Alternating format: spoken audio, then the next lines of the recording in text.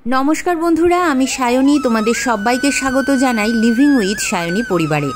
बंधुरा सामनेई आसते चलेछे विपद तारिणी बा विपद नाशिनी पुजो। साधारणत विपद थेके रक्षा पाওয়ার जन्य एई पुजो करा हये थाके। मूलत देवी दुर्गारই एकटी रूप हलेन मा विपदतारिणी। मने करा हय भक्ति भरे एई पूजा करले जे कोनो विपद थेकेई मुक्ति पान मायेर भक्तरा। एछाड़ाओ पाप मोचन हय। एछाड़ाओ भक्तদের জীবনে शांति एवं समृद्धि नेमे आसे मायेर कृपाय। आषाढ़ मासेर शुक्लपक्षेर द्वितीया थेके दशमी तिथिर मध्य शनि और मंगलबारे एई पूजा पालित हय। एई पूजार किछु मूल उपकरण हलो 13 रकमेर फुल, 13 रकमेर फल, 13टी पान, 13टी सुपारी, 13टी मिष्टि एवं 13टी दुर्बा निवेदन करा हय मायेर उद्देश्ये। पुजोर पर देवीर आशीर्वाद स्वरूप लाल सुतो हाथे बाधा हय। मने करा हय एई धागा जतक्षण भक्तेर हाथे बाधा थाके मा ततक्षण अब्दि तार सन्तानके रक्षा करेन समस्त विपद आपद थेके। एछाड़ाओ पुजोय भोग हिसाबे 13टी लुचि माके निवेदन करा हय, जा ब्रतीरा परवर्तीते अर्थात पुजोर पर उपोस भंगेर समय ग्रहण करे थाकेन।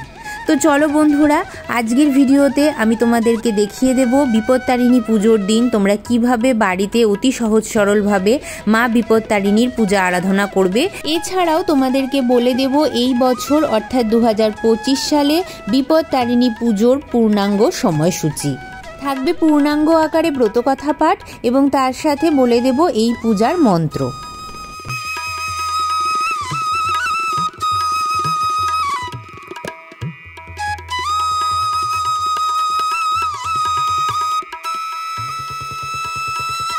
संकटनाशिनी मा विपदतारिणीर पुजो सकाल बेलातेई हये थाके, ताई सकाल बेलाय स्नान सेरे शुद्ध वस्त्रे ठाकुर मंदिरे चले एसेछि। हाते निচ্ছি गंगा जल, बोलछि तद्विष्णु परमं पदम सदा पश्यन्ति सूरय दिविव चक्षुरातम ओम विष्णु ओम विष्णु ओम विष्णु। এই বলে বন্ধুরা আমি আচমন সেরে নিলাম। এরপরে হাতে আরও একটু গঙ্গা জল নিয়ে বিষ্ণু স্মরণ করে নেব। বলবো অপবিত্র পবিত্র বা সর্বাবস্থাং গত পিবা যৎসরেত পুণ্ডরীকাক্ষ সবাহ্য অভ্যন্তর সূচি নমসূচি নমসূচি নমসূচি। মা বিপদতারিণী যেহেতু মা দুর্গারই একটি রূপ, তাই তার জন্য আমি পূর্ব দিকে মুখ করে একটি পাটা পেতেছি আর তার উপর একটি লাল রঙের কাপড় বিছিয়ে নিয়েছি। তোমরাও মায়ের বসার আসনটিতে অবশ্যই লাল রঙের একটি কাপড় পেতে নেবে। এরপর দেখো বন্ধুরা এখানে আমি একটু আলপনা দিয়ে নিয়েছি। যে কোনো পুজোয় আলপনা ছাড়া অসম্পূর্ণ থাকে, তাই মায়ের পুজোর আগে আমি একটু আলপনা দিয়ে নিলাম। গঙ্গা জল ছিটিয়ে আসন শুদ্ধিকরণ করার পর আমি এখানে একটু ফুলের পাপড়ি ছিটিয়ে নিচ্ছি। মা যেহেতু দেবী দুর্গারই একটি রূপ, তাই তার একটি পটচিত্র আমার কাছে ছিল, তো সেই পটচিত্রতেই আজকে আমি পূজাবিধিটি সম্পন্ন করব। বন্ধুরা তোমাদের কাছে যদি মা বিপদতারিণীর ছবি থাকে তাহলে তোমরা সেটাতেও পুজো করতে পারো, বা তোমার বাড়িতে আদ্যাশক্তি মহামায়ার যে রূপের ছবি বা মূর্তি আছে তাতেও কিন্তু পূজাবিধি সম্পন্ন করতে পারো। এছাড়াও যাদের কাছে কোনো কিছুই থাকবে না তারা শুধুমাত্র ঘট পাতার মাধ্যমেও কিন্তু এই পূজাবিধি সম্পন্ন করতে পারো। পূজাবিধি শুরু করার আগে চলো বন্ধুরা দেখে নেওয়া যাক এই বছর অর্থাৎ 2025 সালের বিপদতারিণী পুজোর পূর্ণাঙ্গ সময়সূচি। এই বছর বিপদতারিণী পুজো পড়েছে ইংরেজির 28শে জুন 2025, বাংলার 13ই আষাঢ় 1432 শনিবার। 1 জুলাই 2025 16ই আষাঢ় 1432 মঙ্গলবার শ্রী শ্রী বিপদতারিণী ব্রত। পূজা প্রারম্ভের পূর্বে আমরা অগ্নিদেবকে আবাহন করব, তার জন্য আমি এখানে একটি প্রদীপ সাজিয়ে নিচ্ছি। অগ্নিদেবকে সাক্ষী ছাড়া কোনো পুজোই সম্পন্ন হয় না, তাই আমি এখানে একটি তিলের তেলের প্রদীপ প্রজ্বলিত করছি। তোমরা চাইলে এখানে অবশ্যই একটি ঘিয়ের প্রদীপও প্রজ্বলিত করতে পারো। এই পূজার আগের দিন প্রত্যেকজন ব্রতীকেই সংযম পালন করতে হয়, অর্থাৎ একবেলা আতপ চালের এক সেদ্ধ ভাত এবং পরবর্তী বেলাতে লুচি পরোটা মিষ্টি ফলমূলাদি সে খেয়ে থাকতে পারে, যদি তার কোনো শারীরিক অসুবিধা না থাকে। এছাড়াও যারা এটা পারছো না তারা অবশ্যই নিরামিষ আহারাদি এই দিন গ্রহণ করবে এবং পরের দিন সকালবেলায় উঠে স্নান সেরে মায়ের নামে ব্রত রাখবে। উপোস ভঙ্গের নিয়ম আমি একটু বাদে বলছি, তার আগে মায়ের স্নানের বিধি সম্পন্ন করাবো। এখানে নিয়ে নিয়েছি একটু গঙ্গা জল, আর গঙ্গা জলের মধ্যে আমি কিছু সুগন্ধি দ্রব্য মিশিয়ে নিচ্ছি। এখানে প্রথমেই নিচ্ছি অঘরু, এবং নিচ্ছি গোলাপ জল। এবার আসি পুজোর কিছু নিয়ম নীতির ব্যাপারে। বন্ধুরা, এই পুজোর কিছু নিয়ম তো তোমাদেরকে আমি আগেই বললাম, তবে সেই জিনিসগুলি যারা সম্পূর্ণভাবে আয়োজন করতে পারছো না, এমন নয় যে তারা মায়ের পূজা আরাধনা করতে পারবে না। মায়ের পূজা কিভাবে একদম সহজ সরলভাবে তোমরা করবে সেই ভিডিও আমি বলে দেবো আজকের এই ভিডিওর মাধ্যমে। তার আগে চলো আমরা মায়ের স্নানাভিষেক সম্পন্ন করে নিই। হাতে নিয়েছি একটু সিঁদুর, মায়ের সিঁথিতে সিঁদুর নিবেদন করছি। সাত শৃঙ্গারের বস্তু হিসাবে আমি এখানে আলতা সিঁদুর নিবেদন করছি। পুজো হয়ে যাওয়ার পরের দিন এটা তোমরা কোনো এওস্তিকে দিয়ে দিতে পারো। আর এখানে শাখা নোয়া পলা যেটা দেখছো সেটা 1 বছর তোমরা ঘরে রেখে দিতে পারো। এখানে ঘট পেতে পুজো করব। একটু গঙ্গা মাটি পেতে নিলাম, গঙ্গা মাটির মধ্যে দিচ্ছি একটু সিঁদুর, পঞ্চশস্য ছিটিয়ে দিচ্ছি চারপাশ দিয়ে। এখানে আমি 3টি দূর্বা নিবেদন করছি, তোমরা 5টি দূর্বাও নিবেদন করতে পারো। আবার অনেক বাড়িতে কিন্তু নিয়ম থাকে এই ঘট পাতার জায়গাতেও 13টি দূর্বাই নিবেদন করার, যার বাড়ির যেটা নিয়ম সে সেইভাবে করবে। এখানে ঘটে আমি 3টি সিঁদুরের ফোঁটা এঁকে নিলাম। আর মা বিপত্তারিণীর পুজোর যে ঘটটি থাকে সেই ঘটের মুখের চারপাশ দিয়ে 13টি ফোঁটা মায়ের নামে অঙ্কন করতে হয়। তো দেখো আমি এখানে 13টি ফোঁটা অঙ্কন করে নিচ্ছি। তোমরাও এইভাবে ঘটের চারপাশে মায়ের নামে 13টি ফোঁটা অঙ্কন করে নেবে। এইবার আমি ঘরটিকে জলপূর্ণ করব। আমি এখানে সাধারণ পানের যোগ্য জলই দিচ্ছি, তোমরা চাইলে এখানে গঙ্গা জল দিয়েও ঘট পূর্ণ করতে পারো। 7 পাতা বিশিষ্ট একটি আম্রপল্লবে আমি সিঁদুরের ফোঁটা দিয়ে নিচ্ছি। আজকে আমি পানকলা দিয়েই ঘরটি পাচ্ছি বন্ধুরা, তোমরা চাইলে এটি শশিস ডাব দিয়েও পাততে পারো। আবার কেউ যদি চাও যে শুধু হরিতকি দিয়ে ঘট পাতবে সেটাও কিন্তু পাততে পারো।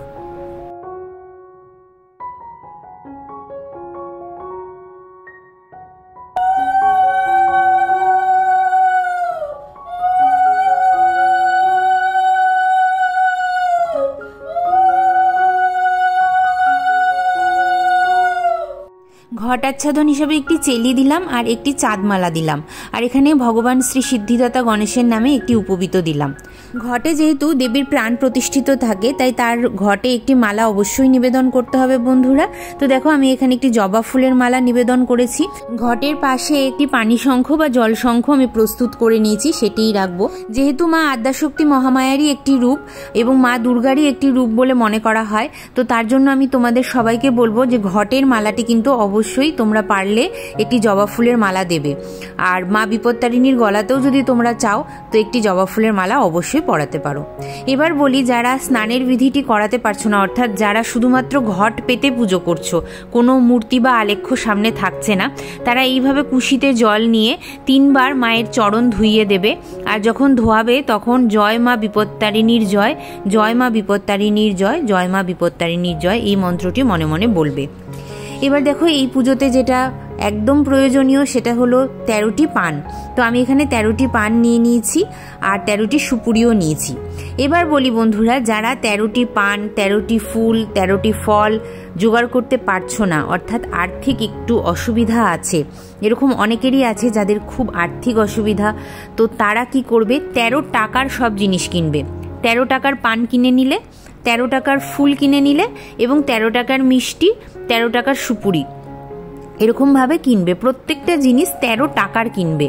তো এইভাবেও কিন্তু তোমরা পূজাটা সম্পন্ন করতে পারো বন্ধুরা। আবারও একবার বলবো, প্রত্যেক বছর যেরকম বলি সেই রকমভাবেই এবারও বলবো যে আমাদেরও কিন্তু একটা সময় ছিল যেই সময় আমরা মা বিপত্তারিণীর পুজোয় এত আড়ম্বরতার সাথে এত কিছু আয়োজন করতে পারতাম না।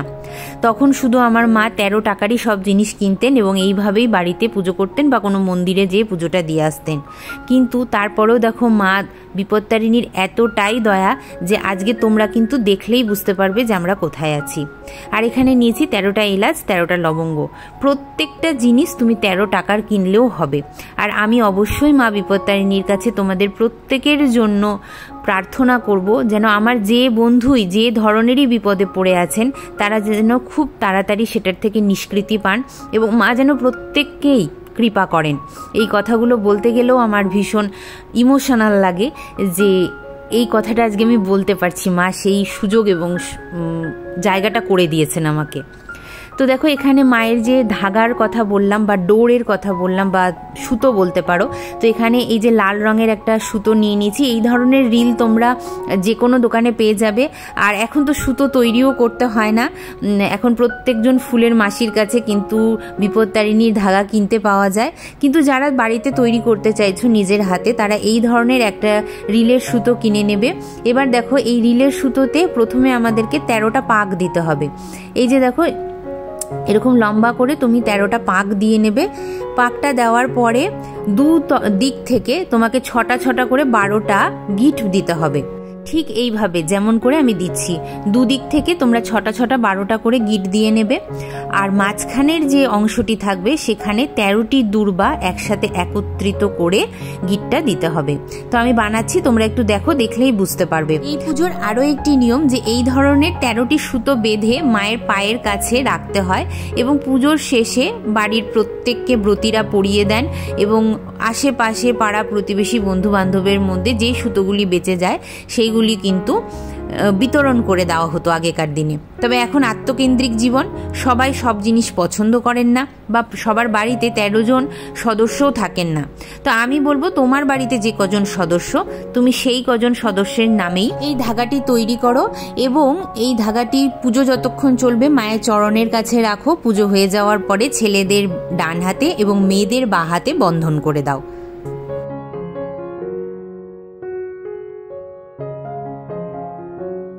এরপর আমরা এখানে মায়ের পুজোর জন্য 13 রকমের ফুল জোগাড় করে নিচ্ছি।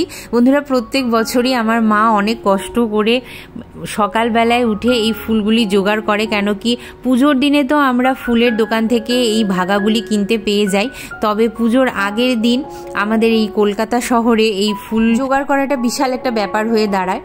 তবে এইবার আর আমাদেরকে সেই ঝুঁকিটা পোয়াতে হয়নি। এইবার আমরা যে সোসাইটিতে থাকি এখানে এত ফুল গাছ যে প্রত্যেকটা ফুল গাছ থেকে একটা একটা করে তুলে নিলেও হয়তো 20-25 রকমের ফুল হয়ে যেত।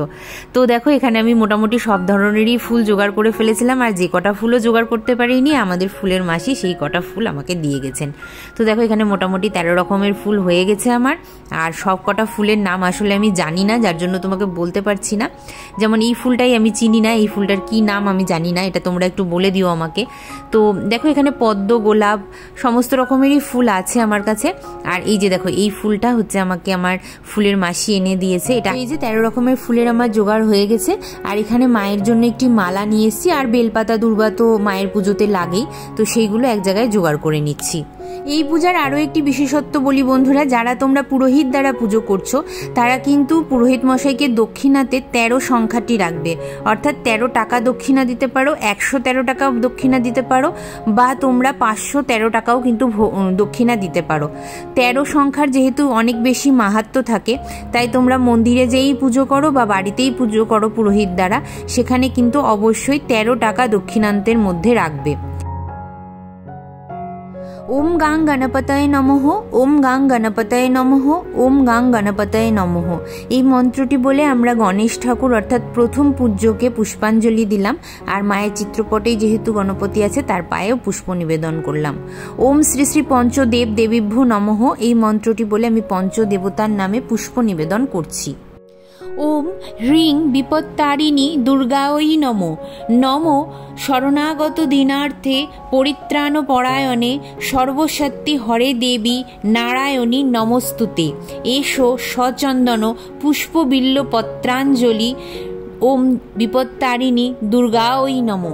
এই মন্ত্রটি বলে বন্ধুরা আমরা 3 বার মায়ের পায়ে পুষ্পাঞ্জলি নিবেদন করব।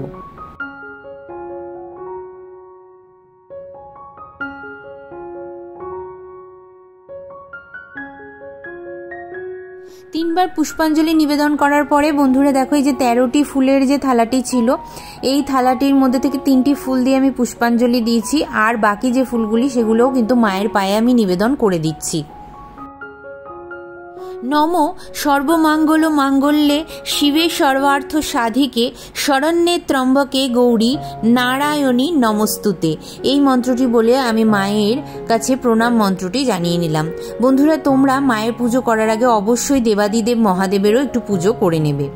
এখানে দেখো আমি 13 রকমের ফল সাজিয়ে নিচ্ছি। আবারও একবার বলছি বন্ধুরা, যারা তোমরা 13 রকমের সবকিছু জোগাড় করতে না পারছো তারা 13 টাকার জিনিস কিনে নেবে। 13 টাকার ফল, 13 টাকার মিষ্টি, 13 টাকার ফুল বেলপাতা এবং তার সাথে সাথে 13 টাকার পান সুপুরি। এবার ব্রত ভঙ্গের কিছু নিয়ম বলে দিই বন্ধুরা। ব্রতীরা মায়ের ঘটের সামনে বসেই ব্রতটি ভঙ্গ করবে। এটার নিয়ম হলো সকালবেলায়, অর্থাৎ যখন তুমি পুজো সম্পন্ন করছো, সম্পন্ন করার পরে সকালের দিকে বা দুপুরের দিকে যখনই তোমার পুজো শেষ হচ্ছে না কেন, তারপরে ব্রতকথা পাঠ করবে। ব্রতকথা পাঠ করার পরে তোমরা মায়ের সামনে বসে 13টি মিষ্টি, 13টি ফল, এগুলো তো দেওয়াই হয়, এর সাথে কিন্তু 13টি লুচিরও আমি উল্লেখ করেছি যে দেওয়া হয়। তো সেই 13টি লুচি এবং 13টি ফল সেখানে গ্রহণ করবে এবং রাতের বেলায় 13টি মিষ্টি এবং দুধ তোমরা গ্রহণ করতে পারো। এই ক্ষেত্রে আমি একটা কথা বলে রাখি, 13টি লুচি এবং 13টি ফল সবসময় গোটা গোটা খেয়ে নেওয়াটা সম্ভব হয় না। তাই সেই ক্ষেত্রে তোমরা কি করবে, 13টি লুচিতে 13 কামড় দেবে, দিয়ে সেটা খেয়ে নেবে এবং 13টি ফলেও 13টি কামড় দিয়ে সেটি খাবে। রাতের বেলা তো তাই, 13টি মিষ্টি যদি একত্রে না খেতে পারো, 13টি মিষ্টিতেই একটু করে কামড় বা ভেঙে একটু খেয়ে রাখবে এবং মায়ের ঘটের সামনে বসেই কিন্তু এই ব্রতটি ভঙ্গ করতে হয়। এখানে দেখো আমাকে আজকে মা 13টা লুচি ভেজে দিয়েছে। মা সকাল থেকে উঠেই আমার জন্য এই কাজটি করে দিয়েছে, তো মাকে অবশ্যই অনেক ধন্যবাদ। কেন আমার ভিডিওতে মায়ের ছোঁয়া প্রত্যেক বাড়ি থাকে, এইবারও তার অন্যথা নয়। তো মা সকাল সকাল উঠে স্নান সেরে এই লুচিগুলো ভেজে দিয়েছে। তোমরাও কিন্তু বিপত্তারিণী পুজোর দিন এরকম 13টি ঘিয়ের লুচি বানিয়ে নেবে। যারা ঘিয়ের লুচি বানাতে পারছো না তারা তেলের লুচিও বানাতে পারো। মাকে এখানে আমি জল নিবেদন করছি। মায়ের যে সমস্ত ভোগ আছে আমি ফুল দিয়ে নিবেদন করলাম। তোমরা বিল্লপত্র এবং তুলসী পত্রের দ্বারাও এখানে ভোগ নিবেদন করতে পারো।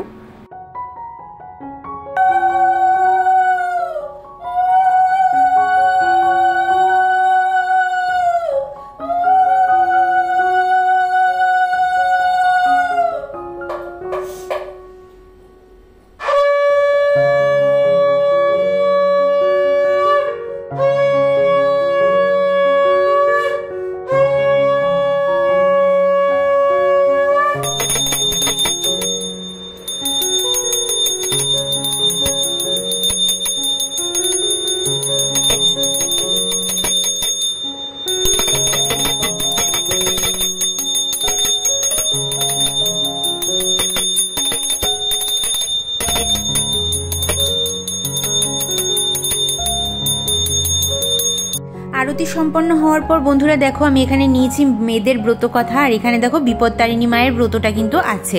তবে যারা এই বইটি তোমরা কিনতে পারছো না তারা কিন্তু এই বছরের পাজিতেও বিপত্তারিণী মায়ের ব্রত কথাটি পেয়ে যাবে।